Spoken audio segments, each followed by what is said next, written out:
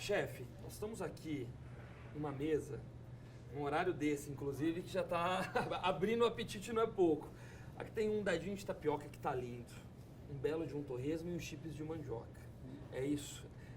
Essa aqui seria uma entrada perfeita para um dia aqui no Mocotó. É assim que se chega ao Mocotó, né? Que você aterrissa aqui com um clássico nascido aqui, dadinho de tapioca, torresmo, que é feito também de uma maneira singular, e os chips de mandioca, que também se transformou em outro ícone da casa, né?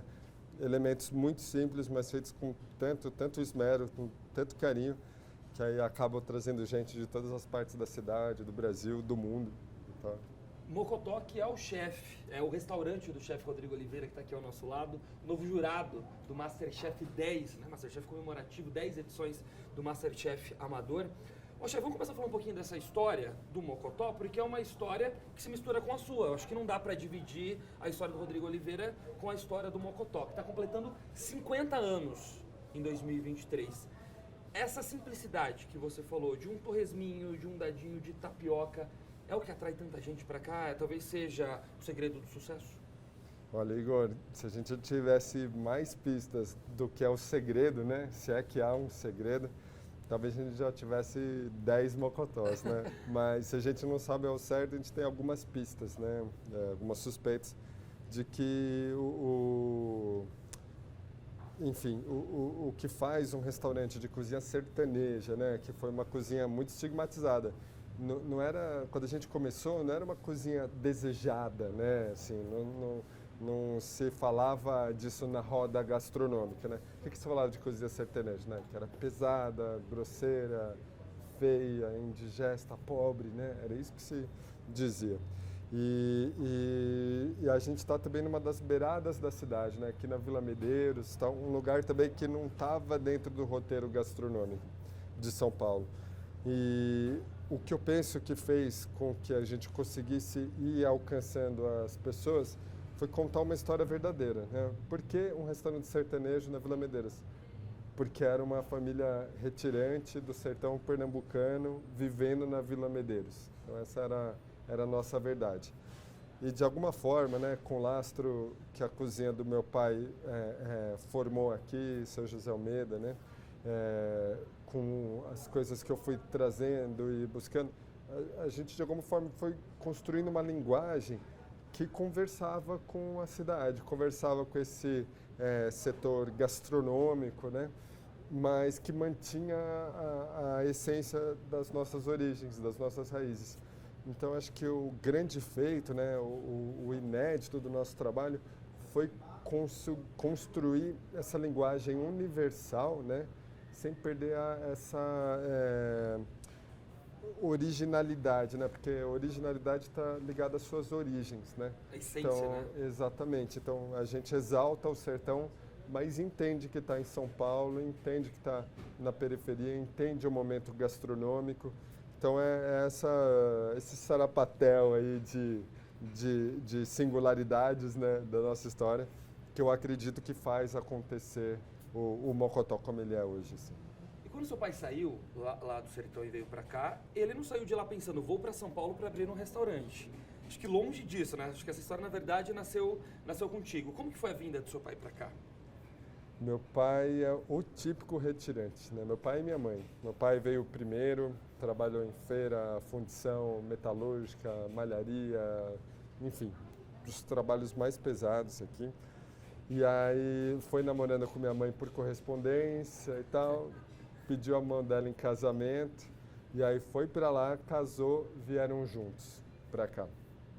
E aí trabalhavam na época numa malharia, até que um dos irmãos do meu pai, que também estava aqui, falou, olha, por que a gente não monta uma Casa do Norte? Casa do Norte é aquele misto de empório com boteco, né? Principalmente era a venda daqueles secos e molhados, e no fundo tinha um balcãozinho. E nesse balcãozinho servia cachaça, uma cerveja, um tira-gosto, tripa de porco, passarinha, né? Coisas típicas de lá. E aí os três juntos montaram a primeira Casa do Norte na Vila Aurora, que deu origem à Nação Nordestina. Os três juntos, né, montaram a segunda Casa do Norte aqui na Vila Medeiros, que deu origem ao Mocotó. e a terceira Casa do Norte, que deu origem ao Mocofava, lá no Mandaki. E os 3 negócios, né, tocados pelos filhos, né, do seu Gilvan, seu Gersino e seu José, meu pai. E aí isso transformou literalmente a vida da nossa família, deu a chance da gente prosperar na cidade. Eu sou um paulistano de coração pernambucano, né? Eu e minha irmã nascemos aqui, mas essa ligação, né? esse link com as origens, né? Com essas raízes sertanejas, está presente em tudo, né? Então por isso que esse símbolo do retirante é tão importante. E, inclusive, né, a Casa do Norte, acho que só fez tanto sucesso por conta dessa comunidade de retirantes que tinha ali, né, no Mocotó uma embaixada, né, algo assim. E tem a virada, de quando ela sai de uma Casa do Norte para um restaurante. Você faz parte dessa virada? Sim, sim. Como que foi isso? E aí eu chego aqui para trabalhar aos 13 anos de idade, né? O Mocotó na época éramos eu, meu pai, mais 3 pessoas, nada mais, e a gente fazia tudo, né? Limpava a casa, abria, servia, lavava a louça.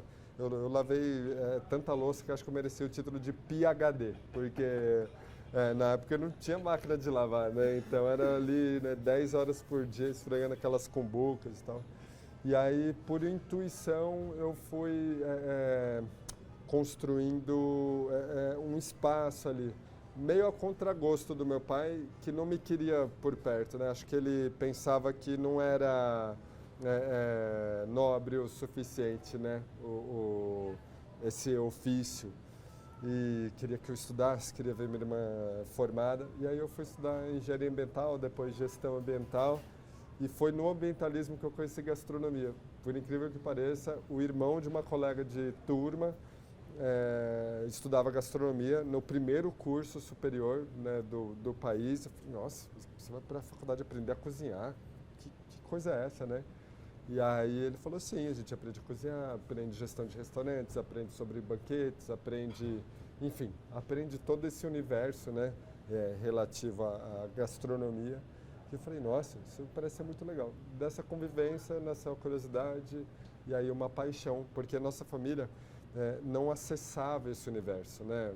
A gente não tinha nem a cultura de restaurantes e menos ainda o recurso para frequentar restaurantes. Então, foi só com 23 anos de idade que eu fui pela primeira vez num restaurante, né? Num restaurante, né, mais formal, assim. Daí eu comecei a entender um pouco essa linguagem. Pensei, nossa, mas esses princípios se aplicam ao Mocotó, né? Daria para, né, fazer o que se faz com essas cozinhas do mundo, né? Essa técnica base, né? A cozinha clássica tem muito a enriquecer, a servir o propósito da cozinha sertaneja. E foi aí que a gente começou a incorporar, né, técnica, tecnologia e aí formar a nossa linguagem. E aí se passam já alguns anos, desde então, o Mocotó é sucesso extremo aqui em São Paulo, pessoas que vêm de fora, né, para comer aqui no seu restaurante. Você chega a ter fila de espera de quanto tempo aqui? Olha, tem uma lenda, né, sobre essas filas do Mocotó. A verdade é que, né, nos finais de semana, turmas muito grandes, né, chegam 8 pessoas, 6 pessoas ou 10 talvez. Se chegar no meio do almoço, 1h30 da tarde, pode esperar 3 horas até por uma mesa. E para nossa alegria, né, felicidade, as pessoas entendem isso e esperam, porque ao contrário do que hoje se exalta na gastronomia, a gente tem uma ideia de uma experiência o máximo possível inclusiva, né? Porque na gastronomia hoje se exalta o exclusivo, né? Quanto mais raro, quanto mais caro, quanto menos gente, melhor, né? E a gente pensa, poxa, está num país já tão segregado, será que a gente não podia ter uma experiência que aliasse excelência e ao mesmo tempo inclusividade, né? Uhum. Onde as pessoas estivessem mais próximas, onde pessoas e grupos que não se encontram normalmente pudessem compartilhar uma mesa, né?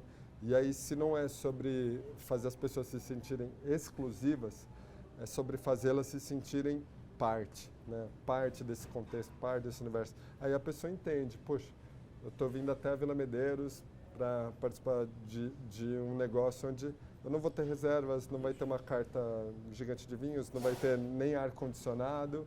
Então é isso, é sobre isso, né? Legal. Então essa é a nossa seleção, né? Se a gente não vai selecionar pelo preço, a gente acaba selecionando pelo quanto as pessoas estão dispostas a entender. E aí essa espera como acontece. Você começa a fazer amizade com gente muitas vezes muito diferente de você, né? Que vem de outros lugares, que tem outras origens. Você e dá tal. uma pracinha para as pessoas esperarem, Sim. ali já começa a socializar, conversar. E comer dadinhos de tapioca, torresmos, as caipirinhas, os sucos de frutas típicas, tomar uma cerveja, comer um mocofava e tal.